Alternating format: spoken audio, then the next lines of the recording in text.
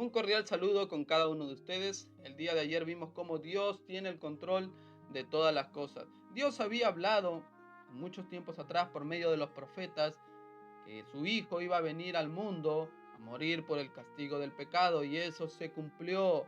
Jesús sabía desde un principio que Él iba a venir a esta tierra a morir por el castigo del pecado, y se cumplió. Jesús también, después que ascendió hacia el Padre, dijo que iba a venir por segunda vez, y se va a cumplir también. Busquemos en nuestras Biblias en Marcos capítulo 14, versículo 17. Continuemos con la lectura del día de ayer. Y cuando llegó la noche, vino él con los 12. Y cuando se sentaron a la mesa mientras comían, dijo Jesús: de cierto os digo que uno de vosotros que come conmigo me va a entregar. Entonces ellos comenzaron a entristecerse y a decirle uno por uno: Jesús, ¿seré yo? Y el otro le dijo: ¿seré yo?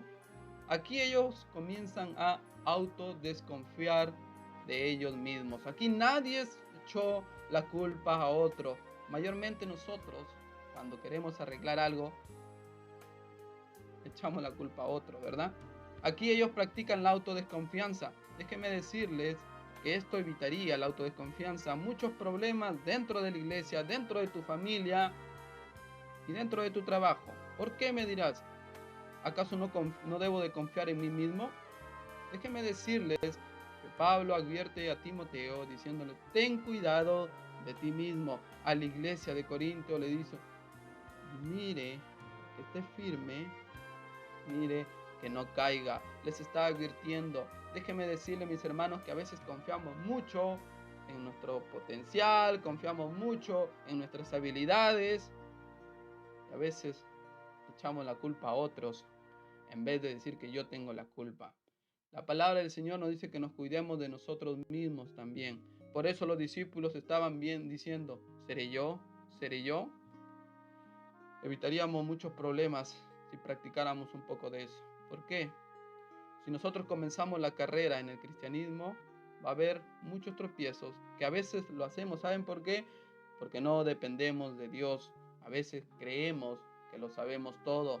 Y déjenme decirle, hermanos, que eso ha traído a muchos cristianos, a muchos líderes, abajo. Sigamos con la lectura entonces en el mismo capítulo de Marcos, el versículo 20. Él respondió, les dijo: es uno de los 12 el que moja conmigo en el plato. Aquí se está cumpliendo una de las profecías que el salmista hizo en el Salmo 41. Busquemos Salmo 41, versículo 9. Dice así: aún el hombre de mi paz, en quien yo confiaba, el que de mi pan comía. Esto fue hace más de miles de años, y Jesús entonces da y cumple esta profecía.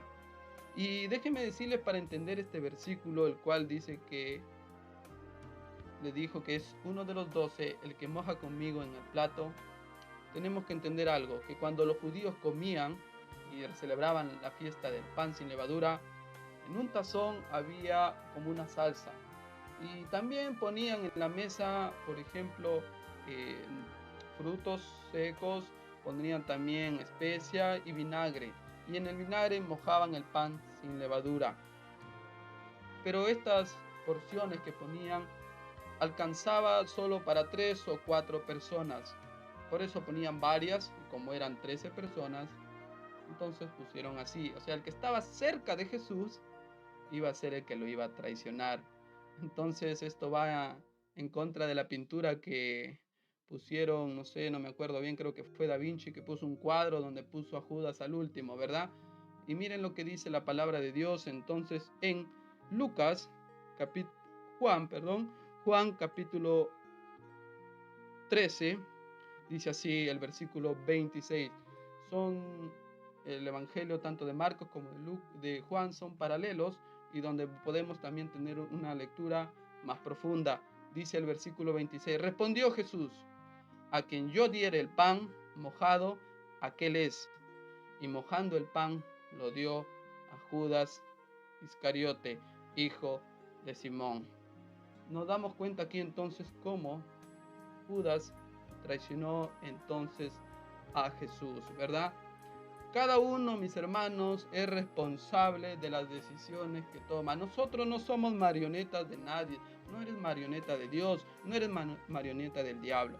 Pero déjenme decirles que Dios va a utilizar inclusive la maldad del hombre, con eso estoy diciendo hombre y mujer, para que sus decretos se cumplan. Hoy en día nosotros estamos viviendo en un momento muy difícil. La palabra de Dios lo advierte, dice que el amor de muchos se va a enfriar. ¿Y por qué digo esto? Si nosotros vemos cómo Judas iba a traicionar a Jesús, hay algo. Él tomó su decisión. Él tomó su decisión. Jesús advirtió, pero no dijo todavía el nombre, si se dan cuenta. Pero nadie va a frustrar los planes de Dios. Si nosotros leemos en Marcos, el mismo capítulo 14, cuando ya estaban diciéndose ¿quién va a ser el que te va a entregar? Y se comenzaban a decir, 2 días antes había pasado algo. 2 días antes, y nosotros vemos en el capítulo 14, dice así, el complot para prender a Jesús. 2 días después era la Pascua y la fiesta de los panes sin levadura.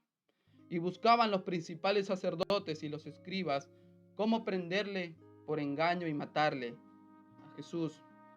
Y decían, no durante la fiesta, para que no se haga alboroto del pueblo. Ellos no querían tomar a Jesús durante la fiesta.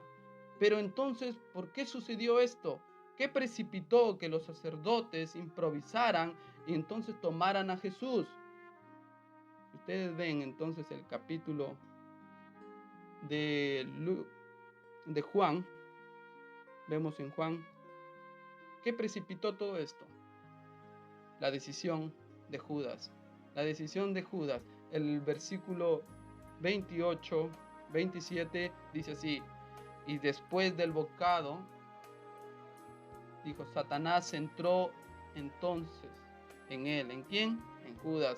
Entonces Jesús le dijo, lo que vas a hacer, hazlo más pronto. Pero ninguno de los que estaban a la mesa entendió.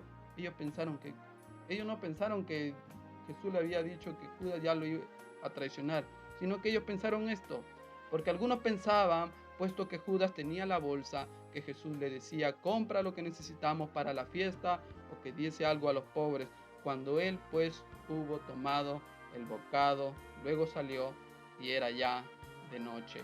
Aquí nosotros vemos entonces cómo nuestras decisiones no van a frustrar los planes de Dios. Dios había dicho que Jesús iba a morir en la fiesta de la Pascua. ¿Por qué? Porque Él era el Cordero de Dios que quitaba el pecado del mundo.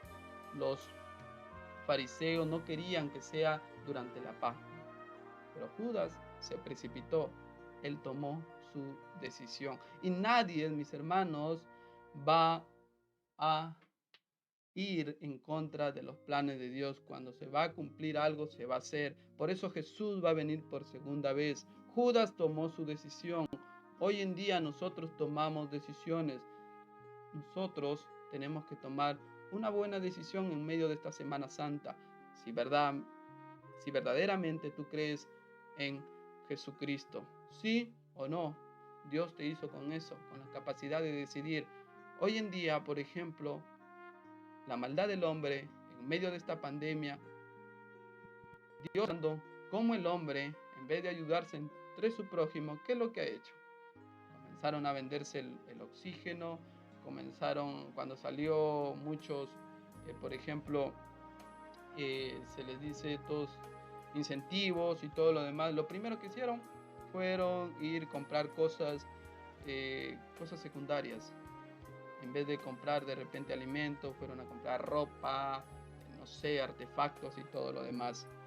Y la Biblia nos dice que el amor de muchos se va a enfriar. ¿Se dan cuenta cómo Dios utiliza inclusive la maldad del hombre para que sus planes se cumplan? Y es así. Dios lo que dijo se va a hacer. Jesús va a venir por segunda vez. Pero tú decides si crees o no en Jesucristo. Que Dios te bendiga.